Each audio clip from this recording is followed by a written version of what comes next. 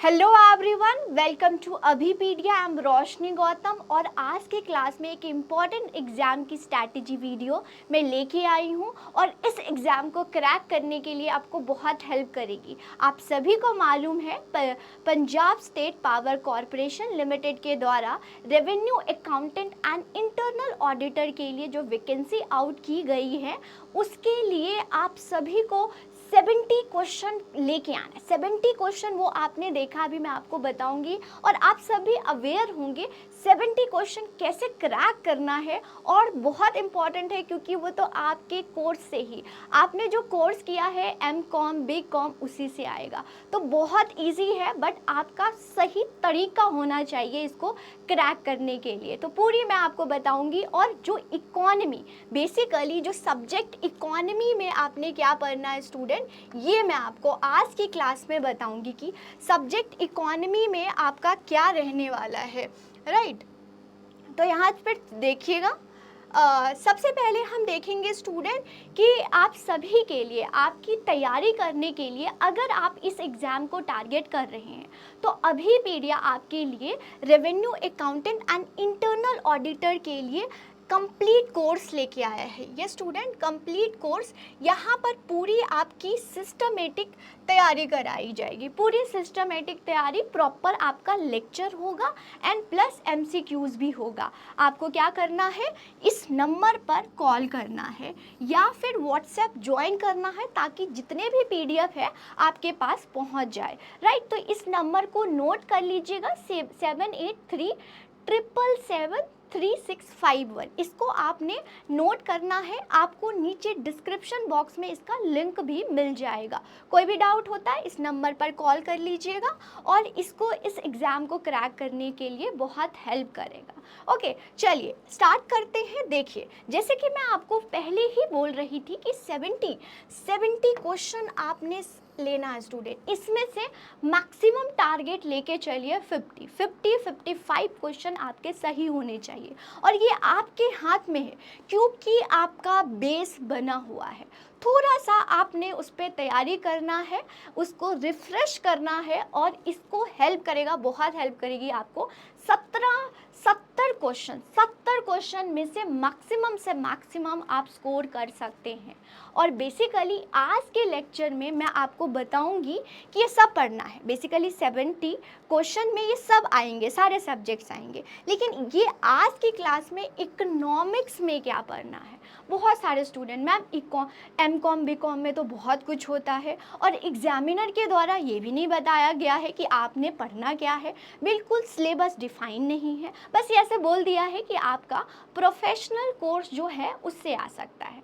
तो चलिए हम देखते हैं आगे पीछे, हम फोरकास्ट करते हुए इकोनॉमिक्स में क्या पढ़ना है आपके लिए लिया गया। और ये हमारे कोर्स में भी पूरा लेक्चर वाइज और एमसीक्यूज बेसिस भी है, आप उसको भी ज्वाइन कर सकते हैं। तो इकोनॉमिक्स में क्या पढ़ना है मैम, यही डाउट है। चलिए देखते हैं।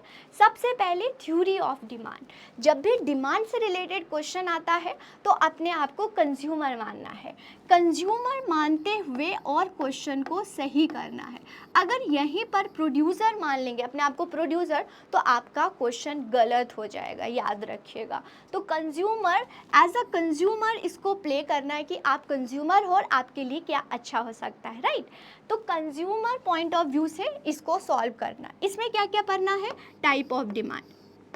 टाइप ऑफ डिमांड में क्या क्या है, सबसे पहले type of demand. Type of demand में स्टूडेंट पढ़ना है, बहुत सारे प्रकार के डिमांड होते हैं, जैसे direct demand, indirect demand, inverse demand, right, और complementary demand, substitution demand, aggregate demand. सारे डिमांड आपको सिचुएशनल बेस या फिर आपको कोई भी लॉजिकल बेस क्वेश्चन होगा और वो बोलेंगे कौन सा डिमांड है, आपको पता होना चाहिए। फिर आ जाता है law of demand. Law of demand, law of demand क्या बताता है कि डिमांड और प्राइस में क्या, डिमांड एंड प्राइस में क्या रिलेशन है, बेसिकली, है ना, क्या रिलेशन है, ये आपको बताता है लॉ ऑफ डिमांड। और इसी से हमें पता चलता है कि वो डाउनवर्ड स्लोपिंग होता है। लेकिन क्या ऐसा कोई सिचुएशन है जहाँ पर ये लॉ फेल हो जाता है और डाउनवर्ड स्लोपिंग ना हो के अपवर्ड स्लोपिंग होता है? ऐसा कोई सिचुएशन है, ऐसा या कुछ कारण है या कोई ऐसी चीज़ होती है जिससे हमारे लॉ फेल हो जाता है? यस स्टूडेंट, जिसको हम exceptional of law of demand भी बोलते हैं, ये आपको पता होना चाहिए। और अकॉर्डिंग टू मी उससे क्वेश्चन आ सकते हैं। यस स्टूडेंट, उससे आ सकते हैं। फिर आता है डिमांड में शिफ्ट किसकी वजह से होता है, मतलब उसकी पोजीशन में शिफ्ट क्या किसकी वजह से होता है, अदर फैक्टर की वजह से होता है। ओके, और दूसरा आपने मूवमेंट, डिमांड में मूवमेंट किसकी वजह से होती है, मतलब वो खिसकता है, अपने प्लेस पे से मूव नहीं करता, अपने प्लेस में से इधर उधर जाता है, वो प्राइस की वजह से होता है। जब डिमांड में मूवमेंट होता है तो प्राइस की वजह से होता है, जब डिमांड में शिफ्टिंग होती है वो अदर फैक्टर की वजह से होता है। ये सब आपको टिप्स पे पता होना चाहिए। चलिए नेक्स्ट हम देखेंगे थ्योरी ऑफ सप्लाई। वैसे ही डिमांड तो वैसे ही सप्लाई, बट यहाँ पर कर्व उल्टा हो जाता है, राइट। अब इसमें भी आपको लॉ ऑफ सप्लाई पढ़ना है, लॉ ऑफ सप्लाई पढ़ना है, लॉ ऑफ सप्लाई आपने देखना है, और किसकी वजह से सप्लाई शिफ्ट होता है और सप्लाई में चेंजेस या मूवमेंट होती हैं, राइट, मूवमेंट होती हैं, ये भी आपको रीज़न पता होना चाहिए। फिर इक्विलिब्रियम कंडीशन, जहाँ पर डिमांड एंड सप्लाई मीट करेंगे तो क्वांटिटी और प्राइस हमें पता चलता है, न्यूमेरिकली भी पता होना चाहिए और ऐसे थ्योरेटिकल भी आपको पता होना चाहिए, राइट। तो थ्योरी ऑफ सप्लाई पर आपने फोकस करना है। फिर आता है मार्केट स्ट्रक्चर। आप सभी को मालूम है कि मोनोपोलिस्टिक मार्केट होता है, ओलिगोपोली, मोनोपोली और परफेक्ट कंपटीशन। मोनोपोली मतलब होता है वन सेलर, बायर बहुत सारे हो सकते हैं, one seller means one monopoly, price पर बहुत ज़्यादा कंट्रोल होता है। Perfect competition, large number of buyer भी होंगे and large number of seller भी होंगे, लेकिन प्रोडक्ट कैसा होगा, होमोजीनियस होगा। Monopolistic competition, large number of buyer और सेलर होंगे, बट कैसे ये परफेक्ट कंपटीशन से डिफरेंट है, क्योंकि परफेक्ट कंपटीशन में होमोजीनियस होते हैं तो यहाँ पर हेट्रोजीनियस होते हैं। ओलिगोपोली में फ्यू सेलर होते हैं, वन नहीं होंगे, दो से, मतलब काउंट कर सकते हो, 2 से 15 हो जाएंगे, 2 से 12 भी आपको दिखेगा कहीं, तो ओलिगोपोली, राइट। ये सारे मीन्स मैं आपको क्या बता रही हूँ, फीचर्स, आपके सारे मार्केट के करेक्टरिस्टिक्स और फीचर्स पता होना चाहिए।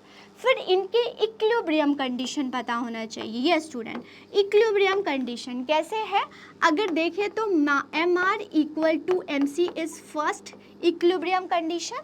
फिर होता है MC क्या होना चाहिए, अपवर्ड स्लोपिंग होना चाहिए, ये पता होगा आपको।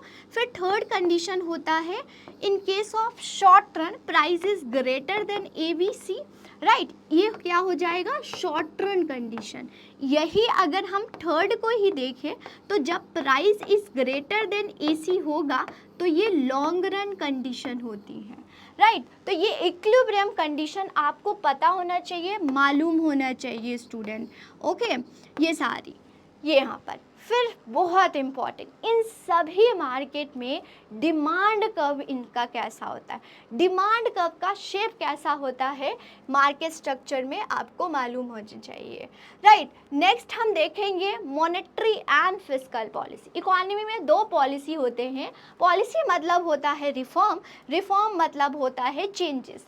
तो मॉनेटरी मतलब कौन, सेंट्रल बैंक्स, सेंट्रल बैंक मतलब RBI, बट अब RBI नहीं करता है, एक कमेटी बनाई गई है जिसको बोलते हैं मॉनेटरी पॉलिसी कमेटी। आप लोग सुनते होंगे अभी न्यूज़ में हर 2 महीने बाद जो बाई मंथली रिपोर्ट आती है MPC की, मॉनेटरी पॉलिसी कमेटी की, वो बोलते हैं इन्फ्लेशन को टारगेट के लिए जो रेपो रेट उसको अनचेंज किया गया है, तो यही कंट्रोल करते हैं। इन्फ्लेशन को कंट्रोल करने का काम मॉनेटरी पॉलिसी का होता है।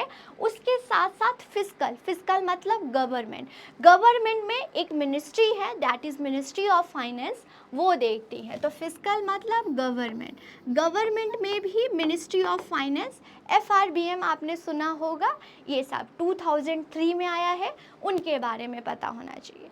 फिर आपको बोलेंगे कि मॉनेटरी और फिस्कल पॉलिसी इकोनॉमी में इन्फ्लेशन एंड डिफ्लेशन को कंट्रोल करने के लिए अपने कौन कौन से टूल्स लेके आते हैं। सारे टूल्स आपको टिप्स पे होना चाहिए, खास करके monetary policy, quantitative and qualitative tools पता होना चाहिए। Repo rate, SLR, CRR, bank rate, SDF, ये सब आपको A to Z पता होना चाहिए। इन्फ्लेशन है तो इसका कैसे रेट होगा, ये सब पता होना चाहिए, ठीक है।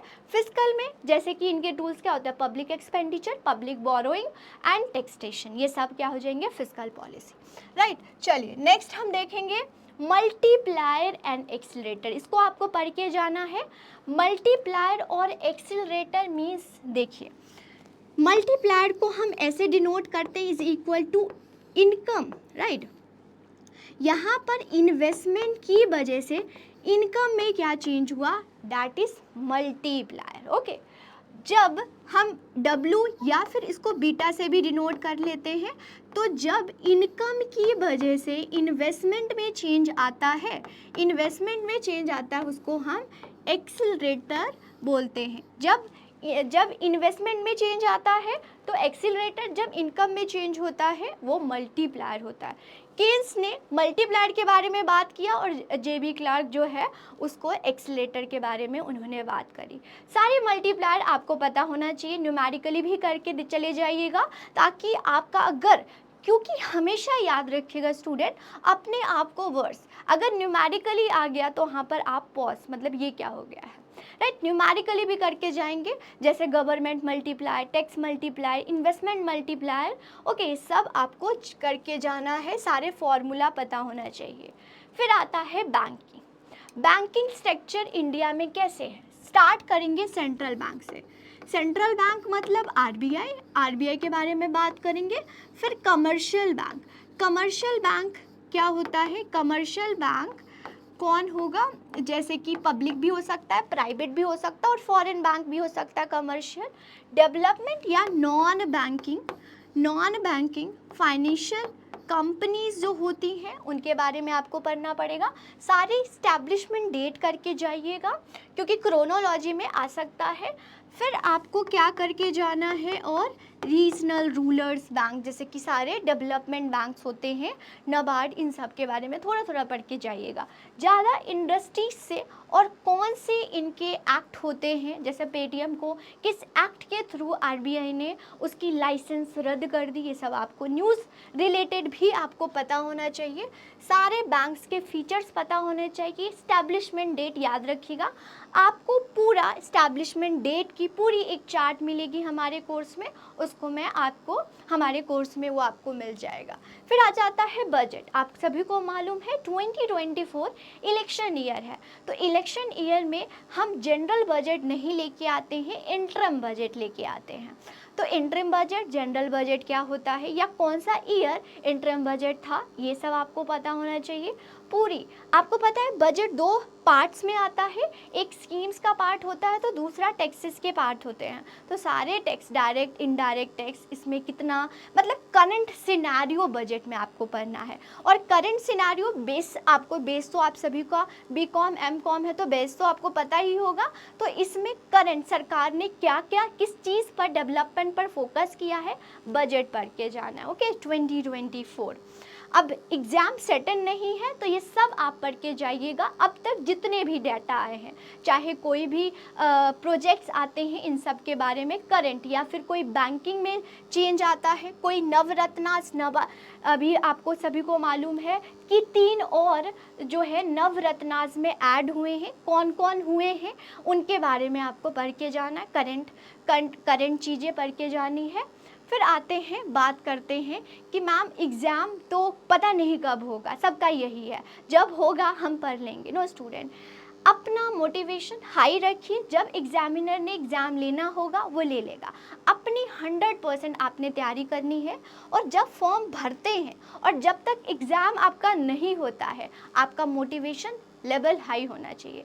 कभी कभी हम पढ़ते पढ़ते बहुत ज़्यादा डीमोटिवेट होते हैं, तो अपने आप से ज़रूर पूछिएगा आपने स्टार्ट क्यों किया था, और जब स्टार्ट किया है तो इसको क्रैक करके ही दम लेना है, ऐसा कुछ आपके अंदर फील या झील होनी चाहिए, राइट। फिर आता है सेल्फ डिसिप्लिन। अगर आप अच्छे से प्रॉपर से सेल्फ डिसिप्लिन से पढ़ेंगे तो डेफिनेटली आप इस एग्ज़ाम को या फिर कोई भी एग्ज़ाम को आप क्रैक करने में सक्सेसफुल होंगे। तो आप सभी से यही मेरा सजेशन है कि जब स्टार्ट करते हैं तो पूरे डिसिप्लिन से करिए, तो आप ज़रूर इसको क्रैक करेंगे।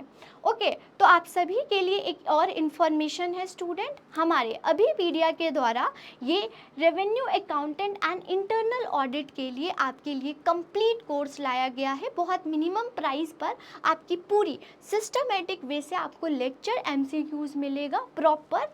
कोई भी डाउट होता है इस नंबर पर आप कॉल करेंगे, ये आपको दिख रहा है 7837773651, तो इस पे आप कॉल करेंगे। आपका लिंक जो होगा वो डिस्क्रिप्शन बॉक्स में आपको मिल जाएगा।